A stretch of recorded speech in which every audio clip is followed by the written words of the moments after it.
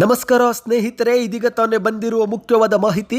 ಪಂಚ ಗ್ಯಾರಂಟಿ ಯೋಜನೆಗಳಿಂದ ರಾಜ್ಯ ಸರ್ಕಾರ ದಿವಾಳಿಯಾಗಿದೆ ಎನ್ನುವ ಬಿಜೆಪಿ ಆರೋಪಕ್ಕೆ ಮುಖ್ಯಮಂತ್ರಿಯವರ ತಿರುಗೇಟು.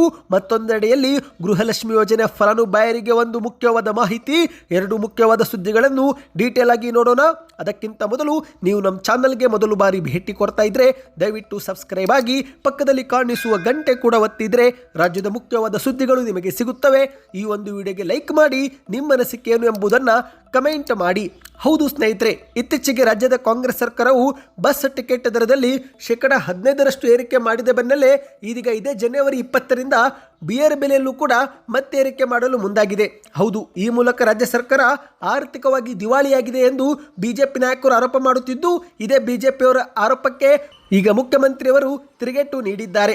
ಹೌದು, ಸಾಮಾಜಿಕ ಜಾಲತಾಣದಲ್ಲಿ ಒಂದು ಪೋಸ್ಟ್ ಅನ್ನ ಬರೆದಿರುವ ಮುಖ್ಯಮಂತ್ರಿಯವರು 5 ಗ್ಯಾರಂಟಿ ಯೋಜನೆಗಳಿಂದ ರಾಜ್ಯ ಸರ್ಕಾರ ದಿವಾಳಿಯಾಗಿಲ್ಲ, ಬದಲಿಗೆ ಅಭಿವೃದ್ಧಿ ಪಥದಲ್ಲಿ ಸಾಗುತ್ತಿದೆ ಎಂದು ಟ್ವೀಟ್ ಅನ್ನ ಮಾಡಿದ್ದಾರೆ. ಈಗ ನೀವು ಸ್ಕ್ರೀನ್ ಮೇಲೆ ಒಂದು ಟ್ವೀಟ್ ನೋಡ್ತಿರಬಹುದು ಸ್ನೇಹಿತರೆ.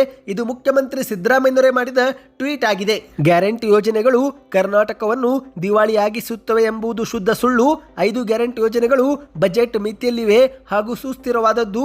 ಶಕ್ತಿ, ಗೃಹಲಕ್ಷ್ಮಿ, ಅನ್ನಭಾಗ್ಯ, ಗೃಹ ಜ್ಯೋತಿ ಮತ್ತು ಯುವ ನಿಧಿ ಯೋಜನೆಗಳಿಂದ ಕರ್ನಾಟಕವು ಅಭಿವೃದ್ಧಿ ಪಥದಲ್ಲಿ ಸಾಗುತ್ತಿದೆ. ಜನರ ಜೀವನ ಮಟ್ಟವು ಸುಧಾರಿಸುತ್ತಿದೆ. ಟೀಕೆಗಳು ಸಾಯುತ್ತವೆ, ಕೆಲಸಗಳು ಉಳಿಯುತ್ತವೆ ಎಂದು ಟ್ವೀಟ್ನಲ್ಲಿ ಬರೆದುಕೊಂಡಿದ್ದಾರೆ. ಇನ್ನು ಇದೇ ನಡುವೆ ಪ್ರಸ್ತುತ 5 ಗ್ಯಾರಂಟಿಗಳಿಗೆ ವಾರ್ಷಿಕ 52,000 ಕೋಟಿ ವೆಚ್ಚವಾಗುತ್ತಿದೆ.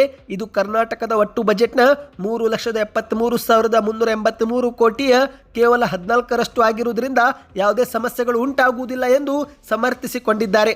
ಈ ಒಂದು ಯೋಜನೆಗಳು ಜನರ ಖರೀದಿ ಶಕ್ತಿಯನ್ನು ಹೆಚ್ಚಿಸುವ ಮೂಲಕ ಆರ್ಥಿಕ ಚಟುವಟಿಕೆಗಳನ್ನು ಬಲಪಡಿಸುತ್ತವೆ ಮತ್ತು ಜನರ ಜೀವನ ಮಟ್ಟವನ್ನು ಕೂಡ ಸುಧಾರಿಸುತ್ತವೆ. ಆದ್ದರಿಂದ ರಾಜ್ಯದ ಆರ್ಥಿಕ ಸುಧಾರಣೆಯು ಸಾಧ್ಯ ಮತ್ತು ಜನರ ವೈಯಕ್ತಿಕ ಆರ್ಥಿಕ ಸ್ಥಿತಿಗತಿಗಳು ಕೂಡ ಅಭಿವೃದ್ಧಿಗೊಳ್ಳುತ್ತದೆ ಎಂದು ಟ್ವೀಟ್ ಮಾಡಿ ತಿರುಗೇಟು ಕೊಟ್ಟಿದ್ದಾರೆ. ಇನ್ನು ಎರಡನೇ ಮುಖ್ಯವಾದ ಮಾಹಿತಿಗೆ ಹೋಗೋಣ ಸ್ನೇಹಿತರೆ. ಶೀಘ್ರವೇ ನಿಮ್ಮ ಖಾತೆಗೆ ಗೃಹಲಕ್ಷ್ಮಿ ಯೋಜನೆಯ 16ನೇ ಕಂತಿನ ಹಣ 2,000 ರೂಪಾಯಿ ಜಮವಾಗಲಿದೆ. ಹೌದು, ಡಿಸೆಂಬರ್ ತಿಂಗಳಿನ ಕಂತು ಜನವರಿ ತಿಂಗಳಲ್ಲಿ ಜಮವಾಗಲಿದ್ದು, ಯಾವಾಗ ಜಮವಾಗುತ್ತೆ ಎನ್ನುವ ಮಾಹಿತಿಯೂ ಕೂಡ ಇದೀಗ ಬಿಡುಗಡೆ ಆಗಿದೆ. ಹೌದು ಸ್ನೇಹಿತರೆ, ಗೃಹಲಕ್ಷ್ಮಿ ಯೋಜನೆಯ ರಾಜ್ಯದ ಎಲ್ಲ ಫಲಾನುಭವಿಗಳಿಗೆ ಡಿಸೆಂಬರ್ ತಿಂಗಳಿನ ಕಂತು ವರ್ಗಾವಣೆ ಮಾಡಲು ಎಲ್ಲಾ ಸಿದ್ಧತೆಗಳನ್ನು ಮಾಡಿಕೊಳ್ಳಲಾಗಿದ್ದು, ಈಗ ಈ ಒಂದು ಹಣವನ್ನು ಮೊದಲಿಗೆ ಆರ್ಥಿಕ ಇಲಾಖೆಗೆ ವರ್ಗಾವಣೆ ಮಾಡಲಾಗಿದೆ.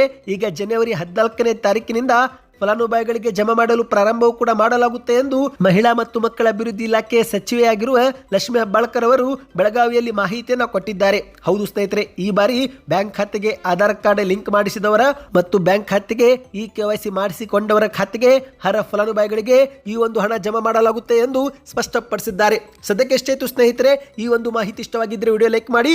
ಇನ್ನು 3 ರಿಂದ 4 ದಿನಗಳೊಳಗೆ ನಿಮ್ಮ ಖಾತೆಗೆ 2,000 ರೂಪಾಯಿ ಬಂದು ಜಮಾ ಆಗಲಿದೆ.